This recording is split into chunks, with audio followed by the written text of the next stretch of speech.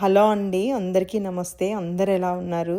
ఈరోజు నేను మీకు నా క్యాస్ట్ ఐరన్ ప్యాన్స్ ఎలా క్లీన్ చేస్తాను, ఎలా సీజనింగ్ చేస్తాను అన్నది చూపిస్తాను. So first cast iron fans మీద ఉన్న రెసిడ్యూ అంతా వాటర్తో క్లీన్ చేసేసుకున్నాక సాల్ట్ వేసుకొని, నేను వీడియోలో చూపిస్తున్న మెష్ స్క్రబ్బర్ ఉంది కదా, అది నేను ఓన్లీ క్యాస్ట్ ఐరన్ ప్యాన్స్ కోసమే కొన్నాను. మీ దగ్గర అది లేకపోయినా పర్వాలేదు, నార్మల్ ఏ స్టీల్ స్క్రబ్బర్ అయినా మీరు యూజ్ చేసుకోవచ్చు.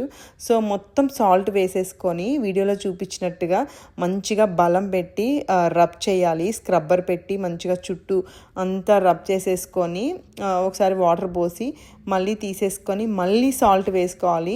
ఓన్లీ సాల్టే, నేను అసలు సోప్ వేయట్లేదు. 3-4 టైమ్స్ జస్ట్ సాల్ట్తోనే క్లీన్ చేసుకోవాలి. మంచిగా రబ్ చేసేసుకుంటే ఆ సాల్ట్కున్న అది మొత్తం ఆ ఆయిల్ అదంతా దానికి ఉన్నదంతా పోతుంది, మంచిగా క్లీన్ అయిపోతుంది సాల్ట్తోనే.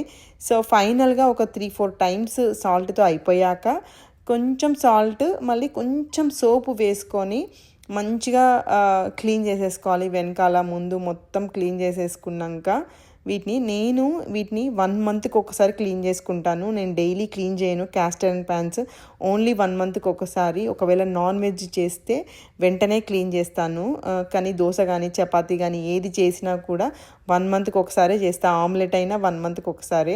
అంతా క్లీన్ చేసేసుకొని టవల్ పెట్టి డ్రై చేసేసుకొని స్టవ్ ఆన్ చేసేసి ఇప్పుడు దీన్ని మనం సీజనింగ్ చేసుకుందాము.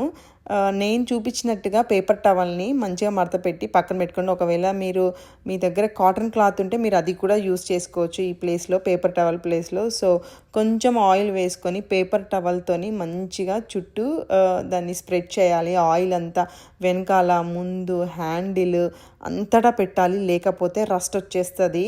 సో మంచిగా మొత్తం ఆయిల్తోని రబ్ చేసేసుకున్నాక ఇంకొంచెం ఆయిల్ వేసుకొని 20 మినిట్స్ స్టవ్ మీదనే పెట్టాలి. చూసారు కదా, అలా పొగలు రావాలి.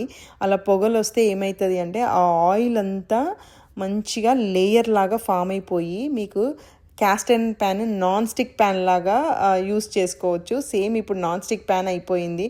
చూసారు కదా, నేను మీకు దోశ కూడా వేసి చూపిస్తున్నాను. నేను ఇదే దాని మీద చపాతీ వేస్తాను. ఇంకొక ప్యాన్ ఆమ్లెట్కి నాన్ వెజ్కి కూడా యూజ్ చేస్తాను. సో క్యాస్ట్ ఐరన్ ప్యాన్ని కరెక్ట్గా యూజ్ చేస్తే మంచిగా నాన్ స్టిక్ ప్యాన్ లాగా యూజ్ చేసుకోవచ్చు. Thanks for watching.